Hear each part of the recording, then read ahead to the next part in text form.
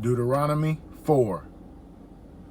And now, O Israel, give heed to the laws and the rules that I am instructing you to observe, so that you may live to enter and occupy the land that YaHuWaH, your mighty one of your fathers, is giving you. You shall not add anything to what I command you, or take anything away from it, but keep the commandments of your mighty one YaHuWaH that I enjoin upon you. You saw with your own eyes what YaHuWaH did in the matter of Baal Peor, that your mighty one YaHuWaH wiped out from among you every person who followed Baal Peor, while you who held fast to your mighty one YaHuWaH are all alive today.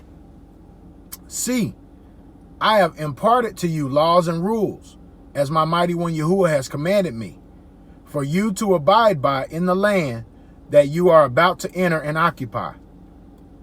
Observe them faithfully, for that will be proof of your wisdom and discernment to other peoples, who on hearing of all these laws will say, surely that great nation is a wise and discerning people. For what great nation is there that has a God so close at hand as is our mighty one YaHuWaH whenever we call? Or what great nation has laws and rules as perfect as all this teaching that I set before you this day? But take utmost care and watch yourselves scrupulously, so that you do not forget the things that you saw with your own eyes, and so that they do not fade from your mind as long as you live, and make them known to your children and to your children's children.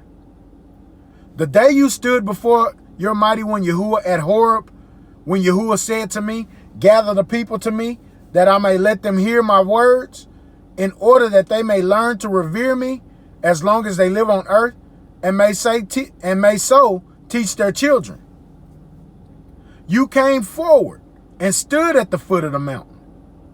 The mountain was ablaze with flames to the very skies, dark with densest clouds.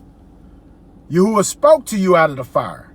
You heard the sound of words, but perceived no shape, nothing but a voice.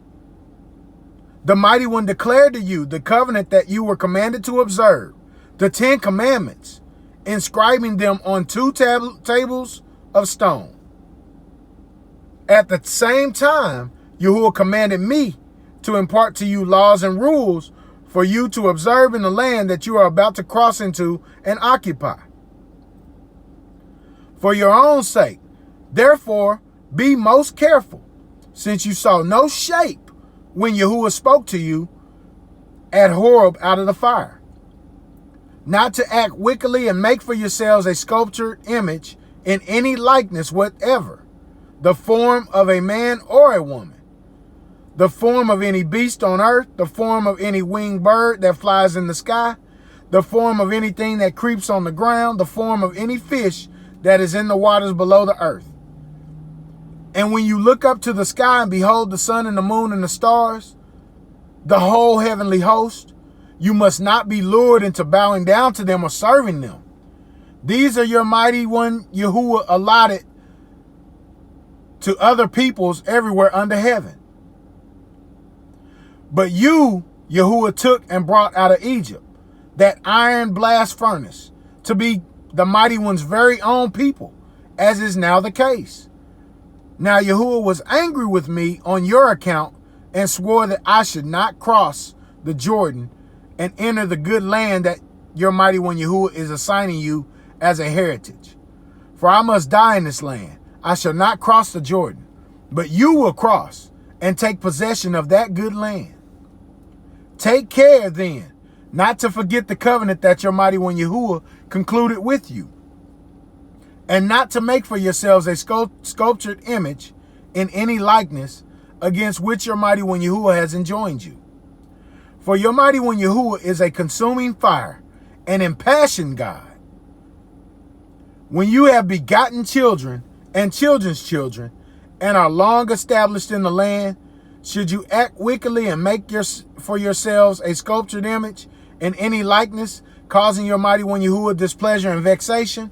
I call heaven and earth this day to witness against you, that you shall soon perish from the land that you are crossing the Jordan to possess. You shall not long endure it, but shall be utterly wiped out. YaHuWaH will scatter you among the peoples, and only a scant few of you shall be left among the nations to which YaHuWaH will drive you. There you will serve gods of wood and stone, made by human hands, that cannot see or hear or eat or smell. But if you search there, you will find your mighty one YaHuWaH, if only you seek with all your heart and soul. When you are in distress because all these things have befallen you, and in the end, return to and obey your mighty one YaHuWaH. For your mighty one YaHuWaH is a compassionate mighty one, who will not fail you nor let you perish. God will not forget the covenant made on oath with your fathers. You have but to inquire about bygone ages that came before you, ever since the mighty one created humankind on earth, from one end of heaven to the other. Has anything as grand as this ever happened, or has its like ever been known? Has any people heard the voice of a God speaking out of a fire as you have and survived?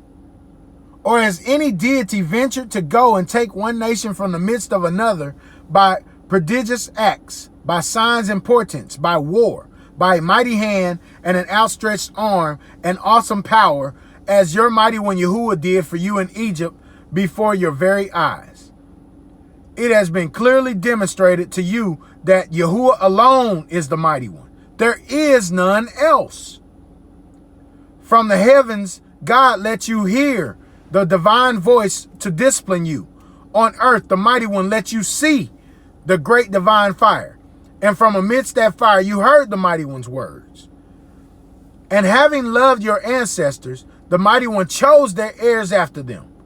The mighty one personally, in great divine might, led you out of Egypt, to drive from your path nations greater and more populous than you, to take you into their land and assign it to you as a heritage, as is still the case. Know, therefore, this day, and keep in mind that YaHuWaH alone is God, in heaven above and on earth below. There is no other. Observe the mighty one's laws and commandments, which I enjoin upon you this day, that it may go well with you and your children after you, and that you may long remain in the land that your mighty one YaHuWaH is assigning to you for all time. Then Moses set aside 3 cities on the east side of Jordan, to which a man who has killed someone could escape, one who unwittingly slew another without having been an enemy in the past. He could flee to one of these cities and live.